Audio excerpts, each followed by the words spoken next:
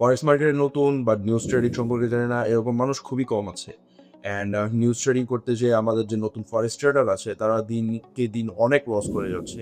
সেই সকল loss recover করা তো পসিবল না ডেফিনিটলি নিউজ ট্রেডিং থেকে। But what you can learn is প্রত্যেকটা নিউজের ইম্প্যাক্ট কি হয় অ্যান্ড আমরা নিউজ ট্রেডিং কিভাবে প্রপারলি করতে পারি। তো প্রথমে আমাদেরকে ফিগার আউট করতে হবে কোনটা হাই ইম্প্যাক্ট নিউজ অ্যান্ড কোনটা মিডিয়াম ইম্প্যাক্ট নিউজ অ্যান্ড কোনটা লো ইম্প্যাক্ট। নাও আমি আমার স্ক্রিনে আছি অ্যান্ড এখান থেকে আমি আগে ইকোনমিক ক্যালেন্ডারটা ওপেন করবো অ্যান্ড ইকোনমিক ক্যালেন্ডার ওপেন করার পরে সবচেয়ে ইম্পর্টেন্ট কাজ যেটা সেটা আগে দেখা এখানে হাই ইম্প্যাক্ট নিউজ এই জিনিসটা আমরা চুজ করে নিব। এর সাথে আমরা মিড ইম্প্যাক্ট নিউজ চুজ করে নিব and low impact news.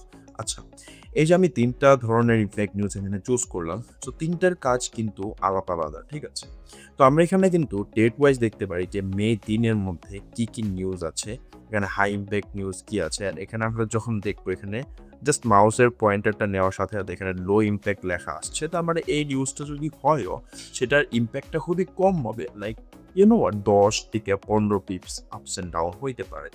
So এখান থেকে আমি কি করবো, লোটা এখান থেকে চাইলে সরাই দিব, মিডিয়ামটা সরাই দেবো, অ্যান্ড হাই ইম্প্যাক্ট নিউজে যদি আমি ক্লিক করি এখানে প্রত্যেকটা হাই ইম্প্যাক্ট নিউজে হয়তো বা অনেক বড় মুভ আসে না, কিন্তু মাঝে মাঝে দেখা যায় 40 থেকে 50 পিপ পর্যন্ত আমরা একটা মুভ পেয়ে থাকি। তো আমরা কি এখানে যত হাই ইম্প্যাক্ট নিউজ আছে প্রত্যেকটাতেই ট্রেড নিব? অফকোর্স না। এর আগে আমাদেরকে বুঝতে হবে যে এখানে কোন কোন নিউজগুলোতে আমাদের ট্রেড নেওয়া উচিত এবং কোন কোন নিউজে আমরা একটা বড় লেভেলের যেই ট্রেডের মধ্যে আপ অ্যান্ড ডাউন দেখতে পারি। তো এর আগে আমাদের ডিসাইড করতে হবে যে কোন নিউজটা কিসের জন্য কাজ করে অ্যান্ড কোন নিউজের ইফেক্ট যদি ভালো হয় তাহলে আমাদের মার্কেট আপে যাবে অ্যান্ড কোন নিউজের ইফেক্ট খারাপ হলে আমাদের মার্কেট ডাউনে যাবে।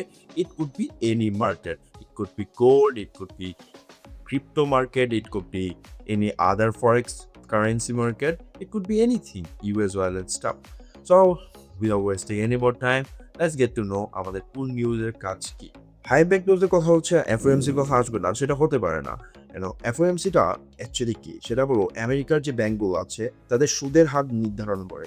অ্যান্ড এই এফওএমসি ইভেন্টটা হয় পুরো বছরের মধ্যে 8 বার। অ্যান্ড যখন এই এফওএমসি ইভেন্টটা হয় আমরা ফরেক্স মার্কেট বলো, ক্রিপ্টো মার্কেট বলো, গোল্ড মার্কেট বলো, আমরা অনেক বড় ধরনের একটা হিউজ পাম্প অর ডাম্প দেখতে পাই।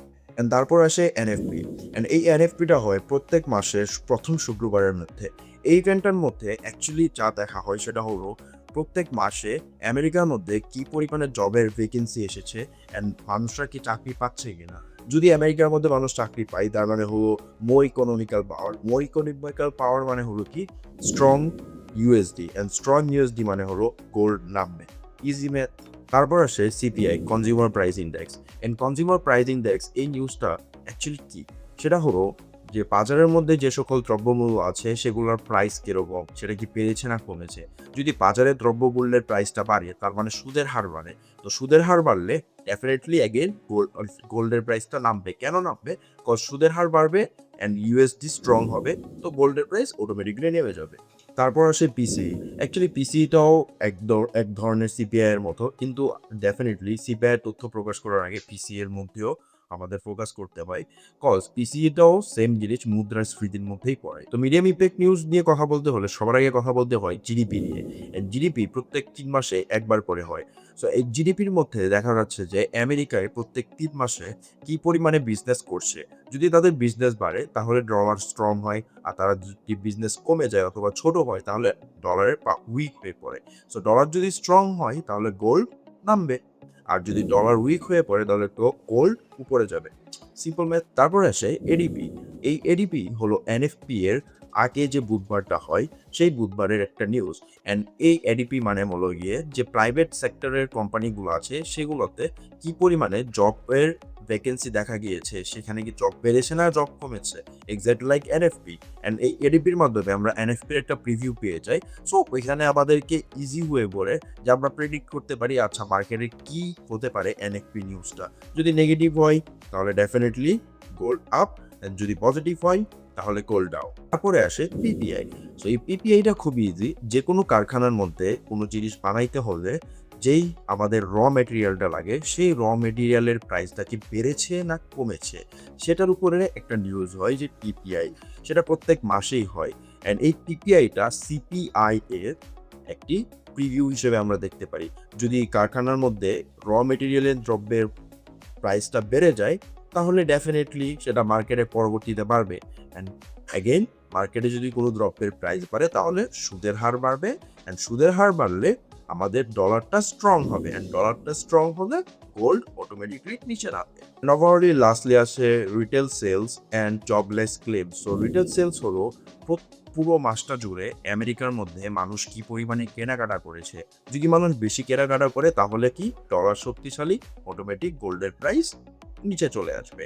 আর জবলেস ক্লেমস মানে হলো গিয়ে প্রত্যেক সপ্তাহে কি পরিমাণে মানুষ যে একটা ভাতা আছে বেকার ভাতা, সেই বেকার ভাতার জন্য অ্যাপ্লাই করেছে। যদি বেশি অ্যাপ্লাই করে তার মানে ডেফিনেটলি মানুষ জব হারাচ্ছে। যদি জব হারায় তাহলে কি ইকোনমি আস্তে আস্তে নিচে যাচ্ছে, অ্যান্ড ইউএস এর ইকোনমি নিচে যাওয়া মানে গোল্ড উপরে যাওয়া। সিম্পল। তো সবকিছুর মূল সূত্রে আমরা এতটুকু ধরে নিতে পারি, যদি আমেরিকান ইকোনমি স্ট্রং হয় তাহলে কি আমাদের ডলার স্ট্রং, আর ডলার স্ট্রং মানে গোল্ড নামবে, US30 উপরে যাবে। অ্যান্ড আমেরিকান যদি আমাদের দেখি ইকোনমিটা খারাপ যায় তাহলে এগেন ডলারটা উইক হয়ে পড়বে অ্যান্ড গোল্ড স্ট্রং হয়ে যাবে, তাহলে গোল্ড উপরে অ্যান্ড US30 yeah.